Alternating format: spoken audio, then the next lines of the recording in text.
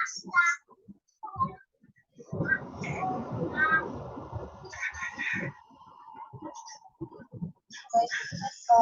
Assalamualaikum warahmatullahi wabarakatuh. Yang terhormat kepada Sekretariat Organisasi Kampus dan Siswa Penyelenggaraan Kampus selaku dosen pengajar pembelajaran kami dari kelompok 5 yang bertugas presentasi pada hari ini dengan materi tentang model sistem pembelajaran jarak jauh. Sebelumnya, mohon maaf apabila suara dan saya kurang kondusif.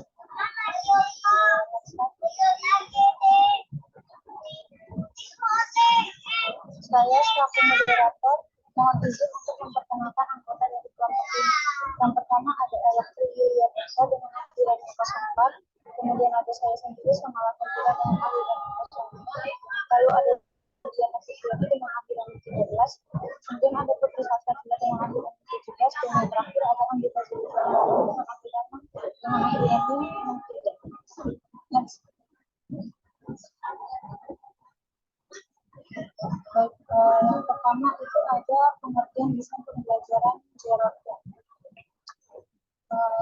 Desain model pembelajaran jarak jauh ini merupakan desain yang menekankan pada masalah dan tujuan umum pembelajaran. Model ini dirancang bertujuan agar dapat menjawab tujuan pembelajaran, prosedur pembelajaran, sumber belajar yang tepat, dan mengevaluasi hasil belajar yang diinginkan sesuai dengan permintaan.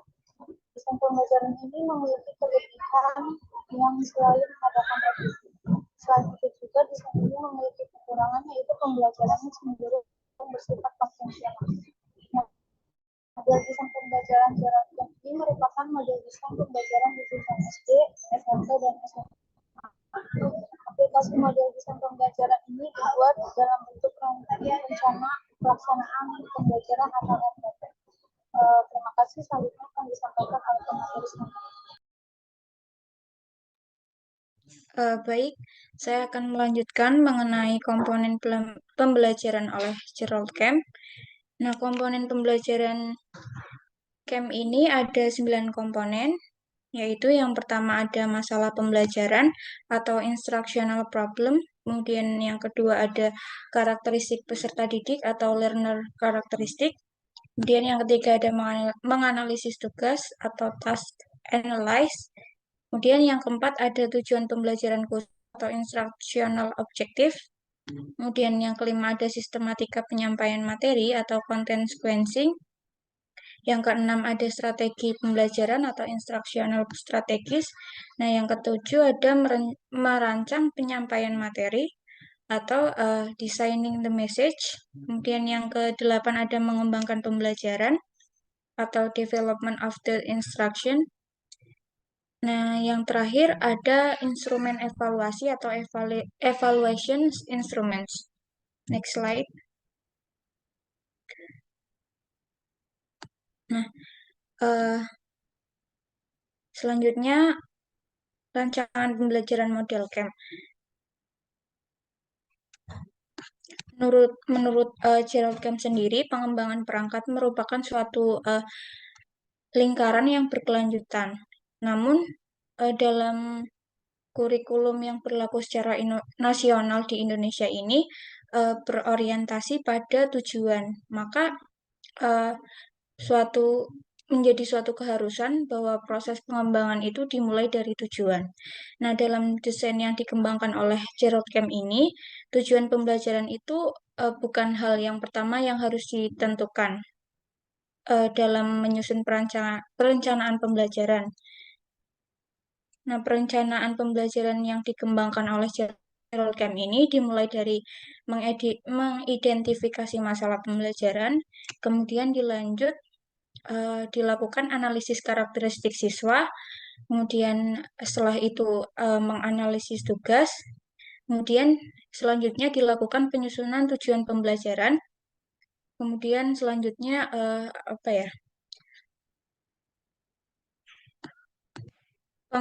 pengurutan konten atau mengenai penpamong belajar dan isi materi yang akan disampaikan. Kemudian selanjutnya pemilihan strategi pembelajaran yang tepat. Kemudian selanjutnya membuat desain pesan atau merancang pesan. Kemudian selanjutnya mengembangkan pembelajaran atau penyampaian materi pembelajaran. Dan yang terakhir adalah mengevaluasi instrumen. Nah, dari keseluruhan proses tersebut itu harus dilakukan evaluasi. Kemudian dalam proses evaluasi itu dijadikan dasar sebagai proses revisi atau perbaikan. Kemudian dari berbagai proses tersebut juga dibutuhkan layanan pendukung dan implementasi dari manajemen proyek. Dan dibutuhkan pula perencanaan dan evaluasi sumatif. Terima kasih. Slide selanjutnya dipaparkan oleh pemateri selanjutnya.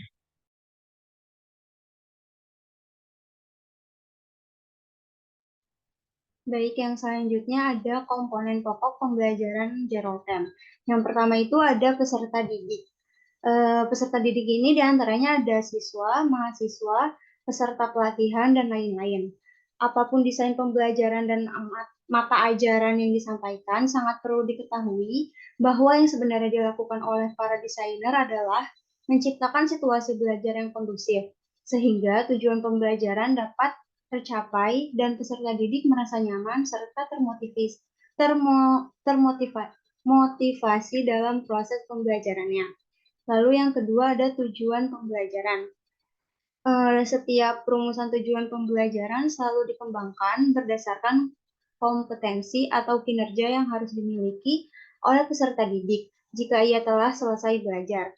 Seandainya tujuan pembelajaran atau kompetensi dinilai sebagai sesuatu yang rumit, maka tujuan pembelajaran tersebut dirinci menjadi subkompetensi yang dapat mudah dicapai. Di lain pihak, desain instruksional memadukan kebutuhan peserta didik dengan kompetensi yang harus dikuasai nanti setelah selesai belajar dengan kondisi yang sudah ditetapkan. Lalu yang ketiga ada metode-metode terkait dengan strategi pembelajaran. Metode adalah salah satu teknik yang dianggap jitu untuk menyampaikan materi ajar. Dalam desain pembelajaran, langkah ini sangat penting karena metode inilah yang menentukan situasi belajar yang sesungguhnya. Di lain pihak, seorang desainer pembelajaran juga terlihat dalam cara dia menentukan metode ini. Metode sebagai strategi pembelajaran biasanya dikaitkan dengan media dan waktu yang tersedia untuk pelajar. Pada konsep sederhana ini, metode adalah komponen strategi pembelajaran yang sederhana. Lalu yang terakhir ada penilaian. Indikator keberhasilan pencapaian suatu tujuan belajar dapat diamati dari penilaian hasil belajar. Seringkali penilaian diukur dengan kemampuan menjawab dengan benar sejumlah soal-soal objektif. Penilaian dapat juga dilakukan dengan format non-soal, yaitu dengan instrumen pengamatan, wawancara, kuesioner, dan sebagainya. Selanjutnya, pemateri selanjutnya.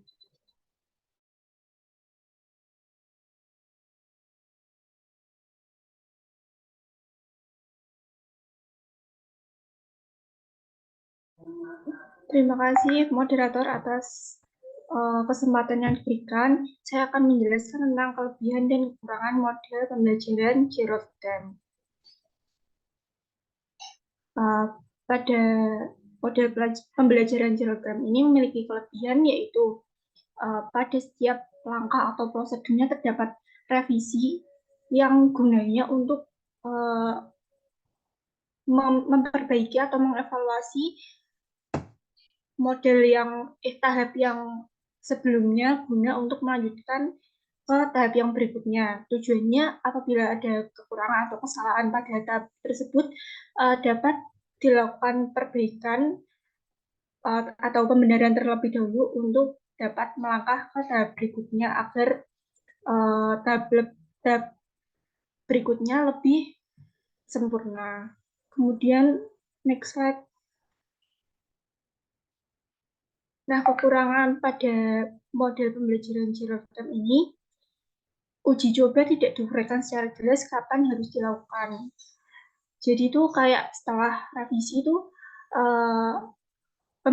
pembenaran atau perbaikannya itu belum diuraikan secara jelas kapan harus dilakukan apa tuh evaluasinya.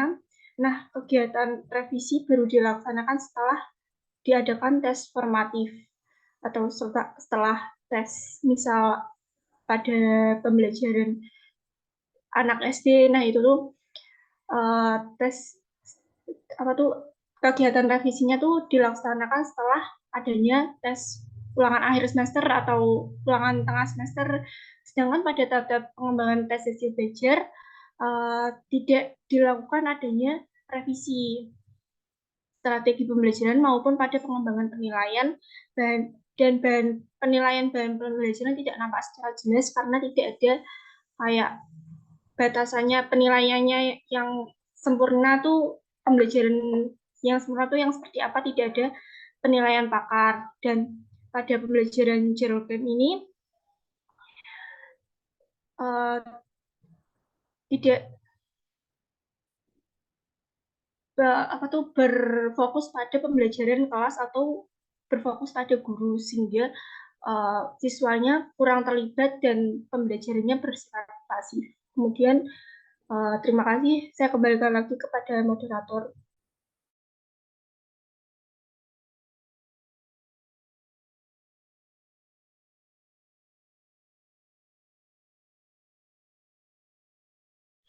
Baik, terima kasih. Selanjutnya saya akan menjelaskan mengenai implikasi model Gerald Camp dalam pembelajaran pendidikan non formal. Yang pertama itu ada menentukan tujuan instruksi umum atau kompetensi dasar. Nah, tujuannya ini tuh untuk apa yang harus dicapai dalam pembelajaran ini. Yang kedua, membuat analisis tentang karakteristik siswa atau warga belajar. Nah, gunanya itu untuk menentukan program apa yang harus diikuti oleh peserta didik dan langkah apa yang harus diambil dalam menentukan materi pembelajarannya. Yang ketiga itu ada menentukan tujuan instruksional secara spesifik, operasional, dan terstruktur, seperti dalam KTSP.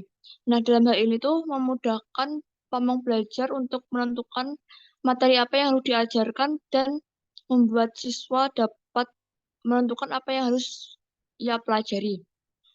Yang keempat itu ada menentukan materi atau bahan ajar yang sesuai dengan tujuan instruksional, khususnya indikator yang telah dirumuskan. Nah,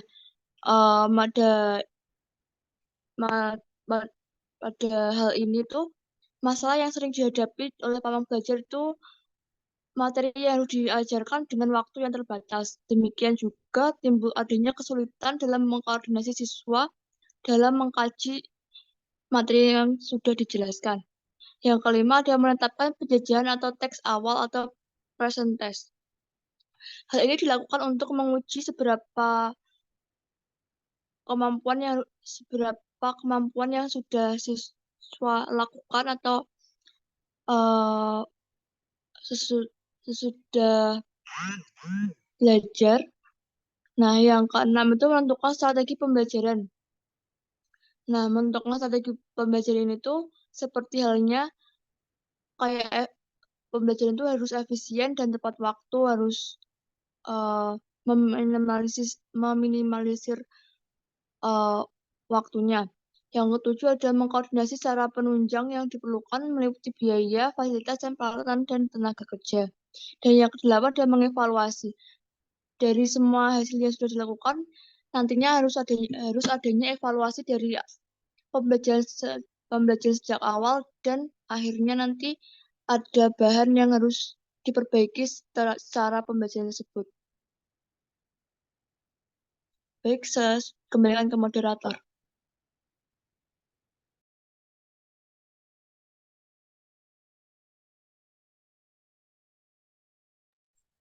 Baik, saya akan membacakan kesimpulan dari pemaparan materi sebelumnya, yaitu dapat disimpulkan bahwa model pembelajaran camp ini menekankan karakteristik siswa dalam berpikir untuk menentukan tujuan-tujuan pembelajaran yang tepat sesuai dengan kebutuhan.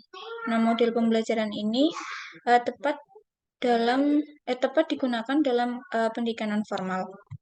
Model camp ini memiliki kelebihan di setiap melakukan langkah atau prosedur terdapat revisi terlebih dahulu gunanya untuk menuju ke tahap berikutnya. Tujuannya adalah apabila terdapat kekurangan atau kesalahan di tahap tersebut, dapat dilakukan perbaikan terlebih dahulu sebelum melangkah ke tahap berikutnya. Akan tetapi, model CAM ini juga memiliki kekurangan, yaitu lebih banyak ke pembelajaran klasikal atau pembelajaran di kelas. Oleh karena itu, peran guru di sini mempunyai pengaruh yang besar karena dituntut dalam rangka program pengajaran, kemudian instrumen evaluasi, dan strategi pengajaran.